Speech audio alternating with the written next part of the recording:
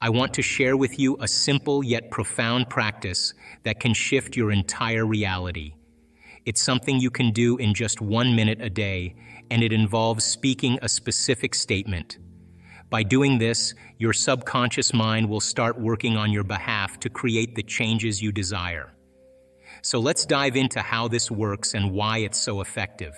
The mind is an incredibly powerful tool. It's not just about our conscious thoughts, but also about the subconscious mind. Our subconscious is like a vast ocean that stores everything we've experienced, learned, and believed. It's the background processor of our reality, shaping our experiences based on deeply ingrained beliefs and habits. What we want to understand is that our subconscious is always at work, even when we're not actively thinking about it.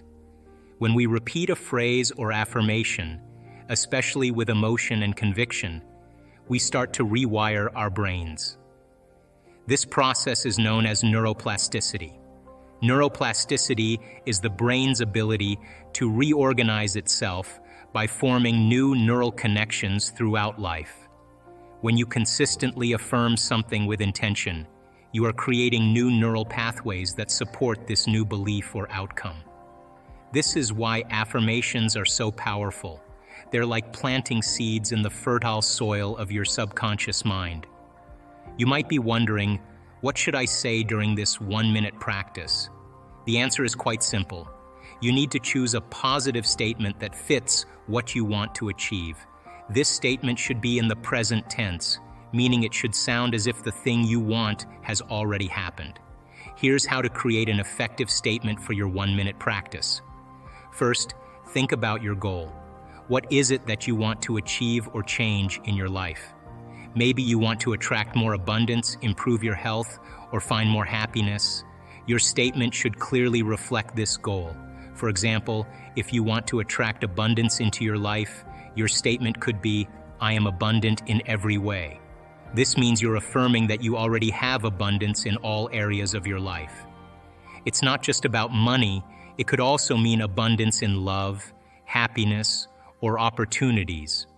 By using the phrase "I am," you are saying that this abundance is already a part of your life right now. If your goal is to improve your health, you might use a statement like, "I am healthy and strong." This statement affirms that you are already experiencing good health and strength. It's important to use the present tense because it helps your mind and body start to align with this new reality.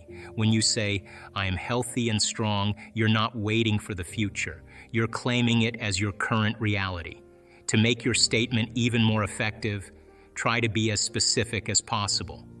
Instead of a vague statement like, "I am happy," you could say, "I am enjoying a fulfilling and joyful life every day."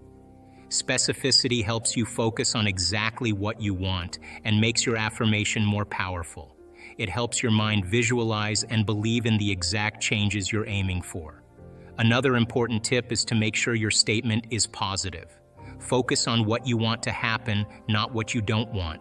For example, instead of saying, "I am not sick," you should say, "I am vibrant and full of energy." Positive statements help you stay focused on the outcomes you desire, rather than on what you're trying to avoid. Here's how to use this practice effectively. Find a quiet place where you can be undisturbed for just 1 minute. Close your eyes, take a deep breath, and repeat your chosen affirmation aloud or silently. As you do this, really focus on the words. Feel the emotion behind them. Imagine what it would be like if this statement were true right now.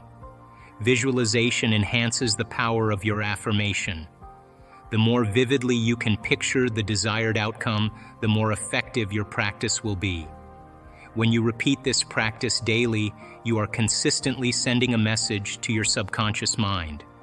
Over time, this message begins to penetrate deeper layers of your subconscious.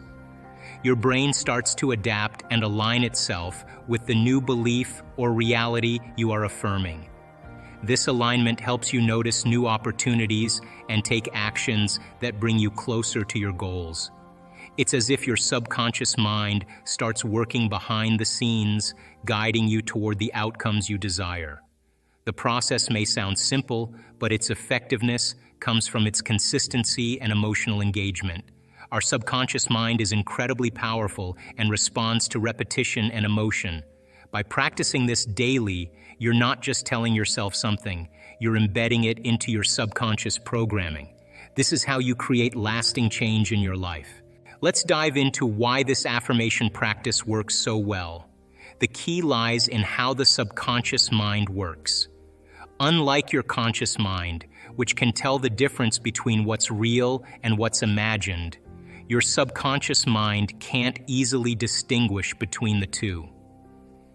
This means that when you repeatedly say something positive to yourself, your subconscious starts to accept it as truth, even if it isn't true yet. Imagine your subconscious mind like a sponge. It soaks up everything you say and think over time. When you consistently repeat a positive affirmation, your subconscious begins to take it in and believe it. For example, if you keep telling yourself, "I am confident and successful," your subconscious will start to accept this as a fact. It doesn't matter if you're not fully confident or successful at the moment. By repeating this affirmation, you are training your subconscious to believe that you are. As your subconscious mind starts to accept these affirmations as truth, it changes how you see and experience the world. It shifts your perception of reality. This means you begin to notice opportunities and situations that align with your new belief. For instance, if you affirm that you are confident and successful, you might start to see more chances to build your confidence or achieve success that you hadn't noticed before. Your subconscious is like a filter, helping you become more aware of things that match your affirmations. Think of your subconscious mind as a personal coach. Just like a coach helps guide and support you in reaching your goals, your subconscious does the same, but through your thoughts and perceptions. When you feed it positive affirmations, it starts guiding you towards actions and opportunities that align with those affirmations. So, if you're constantly affirming, "I am confident and successful," your subconscious will begin to steer you towards situations where you can grow your confidence and find success. Here's a simple example to illustrate this. Suppose you've been repeating, "I am a great communicator," as an affirmation. Over time, your subconscious will start to make you more aware of situations where you can practice and showcase your communication skills. You might find yourself more willing to speak up in meetings or participate in conversations. This shift happens because your subconscious is now focusing on ways to make the affirmation true. It's also important to understand that this process isn't instantaneous. Just like building any new habit, it takes time for your subconscious to fully accept and act on these affirmations. The more consistently you practice your affirmations, the more your subconscious starts to align with them. With regular practice, you'll notice that your actions, attitudes, and even opportunities in your life begin to reflect the positive changes you're affirming. Your subconscious mind is incredibly powerful, and it influences many of your automatic thoughts and behaviors. By repeating positive affirmations, you're essentially rewiring your subconscious to support your goals and aspirations. It's like planting seeds in your mind. The more you nurture these seeds with positive affirmations, the more they grow into beliefs that shape your reality. When you start using affirmations, it's really important to have the right mindset. Your attitude can make a big difference in how well this practice works for you. If you approach your affirmations with doubt or skepticism, you might not see the results you're hoping for. Doubt means you're not fully believing in the affirmation or the process. Skepticism means you're unsure if it will actually work. Both of these can weaken the effectiveness of your affirmations. To get the most out of your practice, you need to focus on self-awareness. This means being aware of your thoughts and feelings as they come up. For example, if you're repeating an affirmation but you start to think, "This isn't going to work," or "I don't really believe this," those negative thoughts can interfere with the positive changes you're trying to make. When you notice these doubts or negative thoughts, gently bring your focus back to the affirmation. Instead of letting those doubts take over, Remind yourself of the positive statement you're working on.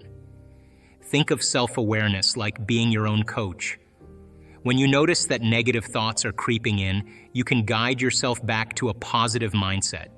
It's like being in a game and staying focused on your goal. If you get distracted, you need to refocus to stay on track. This self-coaching helps to keep your mind and emotions aligned with the positive changes you want to create. Building trust in the process and in yourself takes time. Consistency is key here. The more regularly you practice your affirmations, the more you will start to believe in them.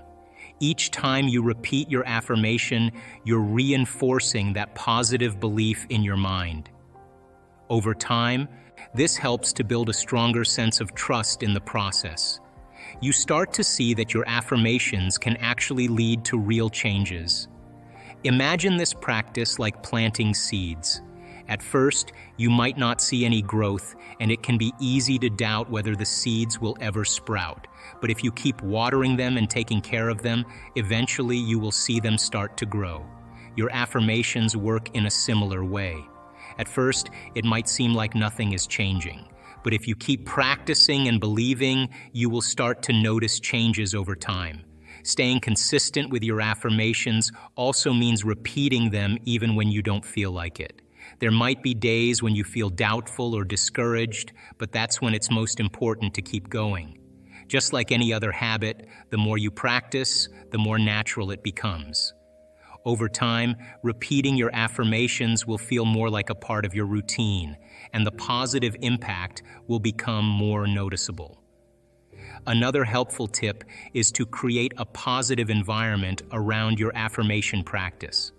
Surround yourself with reminders of your goals and the positive changes you want to make.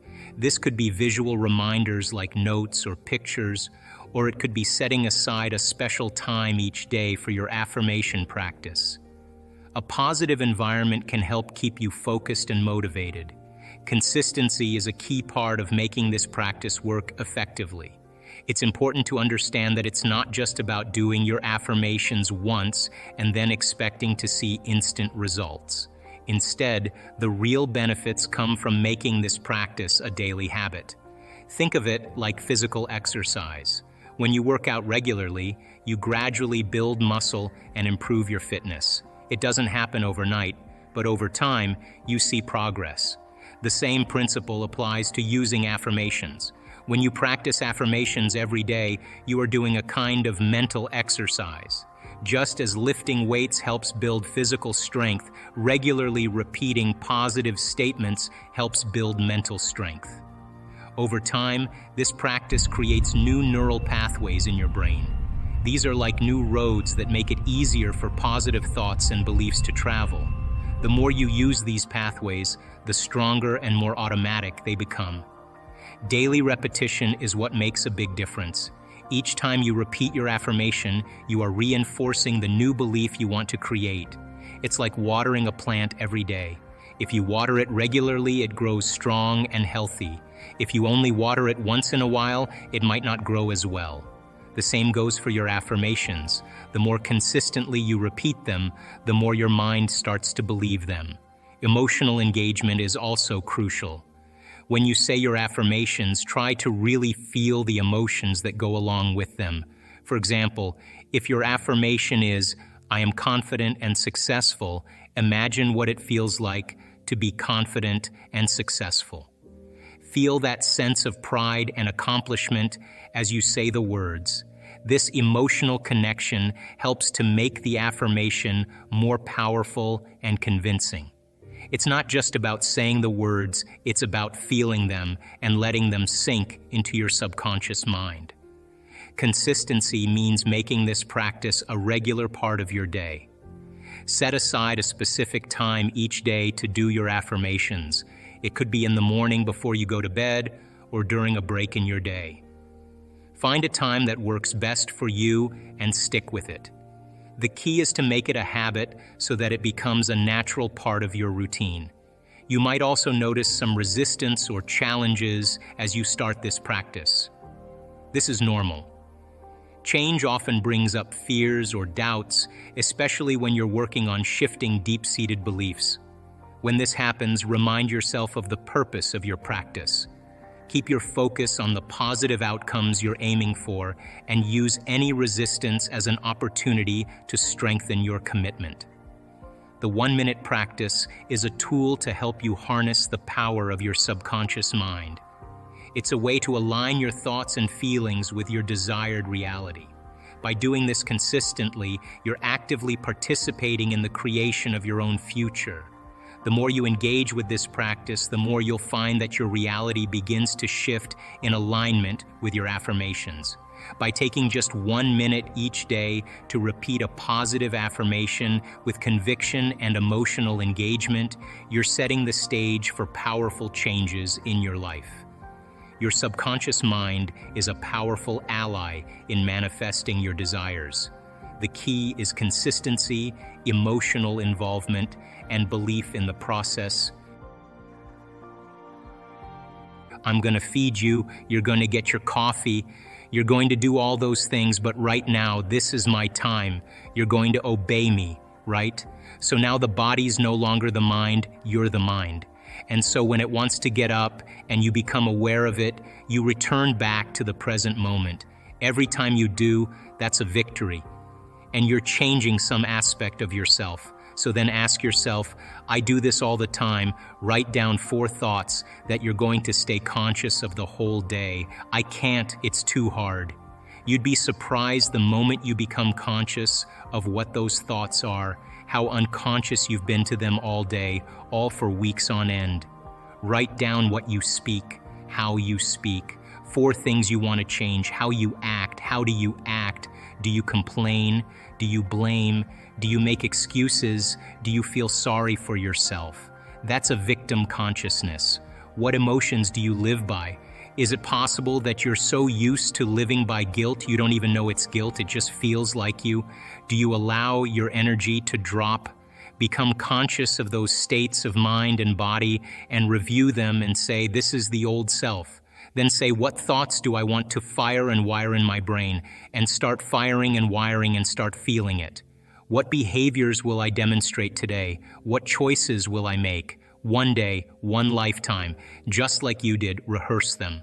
Rehearse the whole entire thing. Begin to install the neurological hardware in your brain. And if you keep installing it, the hardware is going to become a software program, and you're going to start thinking and acting that way. And then here's the tough part. Can you teach your body emotionally what your future is going to feel like before it's made manifest? And don't get up until you feel that way. Now practice that for a few days and then see if you can stay in that state and watch all of a sudden all those weird doors start opening for you. Synchronicities, whatever they are. Number 2, take time at the end of your day before you lay down, and give thanks for your life. Feel gratitude and really teach your body what it feels like. The emotional signature of gratitude means you're getting something. If I give you something that's of value, you would say thank you because you would feel it, right? So when you're receiving, you're giving thanks. So gratitude is the ultimate state of receiving. So then people only accept, believe, and surrender to the thoughts equal to their emotional state. So if you're in a state of gratitude, every thought's gonna make it right down into your body. If you're saying, I'm healthy, I'm healthy, I'm healthy, I'm wealthy, I'm wealthy, I'm wealthy, and your body's programmed the negativity, it's saying, no, you're not, no, you're not, no, you're not, thought's going to stop right here. So as you elevate your state, there are about 100-200 different chemical reactions that go on in the body that begin to restore and repair the body in a state of gratitude. And so we've done the research to prove that. 10 minutes and just feel it with all of your heart. That's it. The third thing, and very important, take time. Whenever it is, sit down, close your eyes, and begin to just open your awareness to the space around you and just sense it and pay attention to it and become more aware of it. The act of opening your awareness begins to reduce the stress hormones and creates more coherent brainwave states. I'm doing it right now. It's just a practice. It's just a practice. And the more you do it, the better you get at it. Most of our thoughts and feelings come from our past experiences. They come from our memories. In fact, your brain is organized to reflect everything you know in your life. Your brain is a record of all the things you've learned and experienced to date. It's an artifact. And when you have an experience, when you're in the midst of an experience, all of your five senses plug you into the external environment. And as your brain is processing all of this vital sensory data, all of that information rushes back to the brain, and when it reaches the brain, it causes jungles of neurons to organize themselves into networks, to string into patterns, to reflect their interaction with their external environment. The moment those neurons organize into patterns, the brain makes a chemical, and that chemical is called a feeling or an emotion. And so experiences tend to create more long-term memories because it patterns or stamps or embosses networks of neurons into very specific patterns. And then the emotional quotient helps us to remember the event. So we learn something new intellectually. We also cause networks of neurons to form. The Nobel Prize laureate Kandel in the year 2000 found that when people learn just one bit of information, they double the number of connections in their brain from 1,300 connections to 2,600 connections. So if they didn't review that information or repeat it, the connections pruned apart. So we know then that learning semantic information begins to organize circuitry in the brain, and experiences enrich the brain. The end product of experience, of course, is the emotion, and it causes us to feel certain ways. You can remember where you were on 9/11. You can tell me who you were with, what time of day it was, what you were doing, because whatever you were seeing in that moment or hearing in that moment changed how you were feeling. And the moment you felt altered or you felt differently, significantly, your brain perked up and you paid attention to whatever caused that. And that event in and of itself is called a memory. So then most of our thoughts and feelings tend to be within the neural circuitry of the past and the emotions of the past chemically. So if you take a thought, thoughts are the language of the brain, and feelings are the language of the body, and how you think and how you feel creates a state of being. So if you combine a thought and a feeling, a thought and a feeling, a thought and a feeling, and you have a series of good thoughts that are connected to a series of good feelings. That cycle of thinking and feeling creates what's called an attitude. If you have a series of negative thoughts that are connected to some pretty bad feelings, you'll say, I have a pretty bad attitude today. So if how you think and how you feel creates a state of being, then attitudes are just shortened states of being. You feel good in the morning, you feel bad in the afternoon. If you take an attitude, an attitude, an attitude, and you begin to string attitudes together, when you combine an attitude, an attitude, an attitude, you start to form what's called beliefs. Now, a belief is just a thought you keep thinking over and over again until you hardwire it in your brain. And because beliefs are based on past experiences, then the very boundaries of our beliefs are how we feel. And so when our beliefs get challenged, it typically doesn't feel right. I know from the research that we've done that the redundancy of thinking and feeling and thinking over time, for example, a person has an insecure thought, then they feel insecure. The moment they feel insecure, they think more insecure thoughts. They fire and wire more circuits in their brain to feel more chemicals of insecurity. And then once they're feeling insecure, they think more insecure thoughts. And they do this over and over again. Right on the other side of your fear is courage. Right on the other side of your sadness is joy. It's the same energy. It's just trapped in the body. And when you stretch yourself past that point and you break free from the chains of those emotional addictions, the side effect of that is called joy. And the body is liberated from that level of mind. And when that happens, there's available energy to create with. And so when you break through that, you begin to love yourself. You begin to respect yourself. And you begin to love and respect others because you see yourself in them. And now that you're free from it, you can understand them with compassion without knee-jerking in the same way. So the difficulty here is really making the time to do it. And if you began to think about a new way of being and you moved into a state where you said, I'm not going to get up until I am this person. And not only did you memorize it neurologically in your brain, but you allowed the thoughts that you were thinking to become the experience, to the point that your body, as the unconscious mind, began to live in that future reality in the present moment. And when you got up, when mind and body were working together in that state of being, and you said, I'm going to maintain the state of being my entire day, and I don't care. Bring on the challenges, because I want to test my greatness. And you did that the entire day. The end of your day, when you finished your day, more than likely you'd have more energy than when you started. The literal translation of the word meditation in Tibetan means to become familiar with. The symbol means to become familiar with.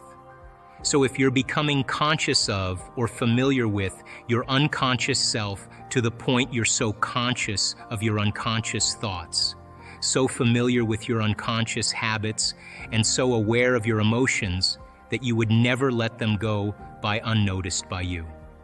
There's no chance for you to return back to the old self, to know thyself. So people wake up in the morning and they start thinking about their problems. And those problems are memories in the brain that are connected to certain people and certain things at certain times and places. So they wake up in the morning and they start thinking in the past. Now, the moment they start having those thoughts, every one of those experiences has an emotion associated with it. So when they start thinking about their problems or the problems of the world or the problems of their body or whatever it is, problems at work, they all of a sudden start to feel the correlated emotion. So now their body's in the past. So now people then get caught up in an emotion, they reaffirm their identity, they could wake up in the morning and feel nothing at all. And then all of a sudden they say, well, wait a second, I've got to get back to myself. So they start thinking about their problems, and here come the emotions.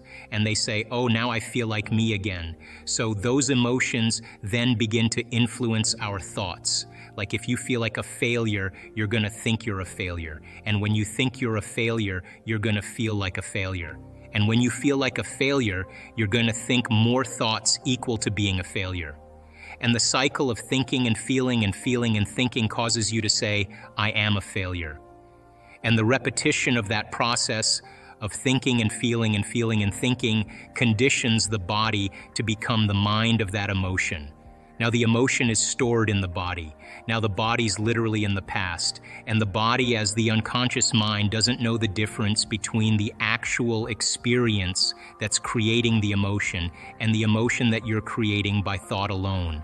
Your body's believing it's in the same experience 24 hours a day, 7 days a week, 365 days a year. So then getting people out of the past is the work. So then they wake up in the morning after they reaffirm who they are, and they can't think greater than how they feel. They're in the familiar past. So if you're in the familiar past, you're going to do the things that reaffirm the emotions of your predictable future. So you wake up in the morning, you check your WhatsApp, you check your text, you check your Twitter, you tweet, you check your Facebook, you check your email, you check the news. Now you are really connected to everything that's known in your life. And then you run through a series of routine behaviors. You move around your house the same way you always do.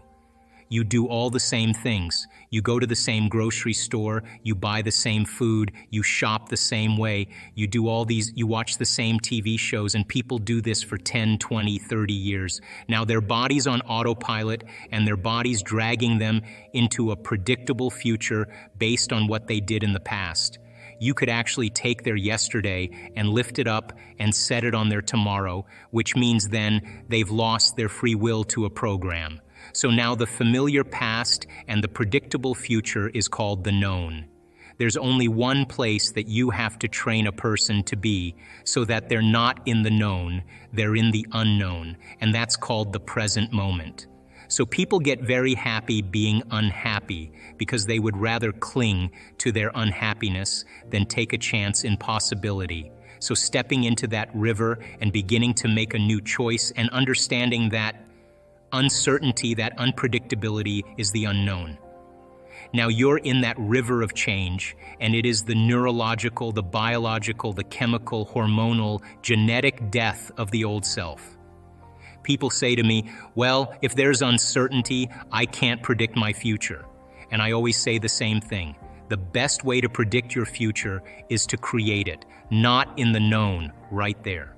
That uncertainty, you can learn now how to regulate your state instead of living in fear, because the idea that things are going to get worse, the idea that you can't predict, the idea of being uncertain or can't control something actually sets off the stress response. So now you're in the unknown, and this survival gene is switched on.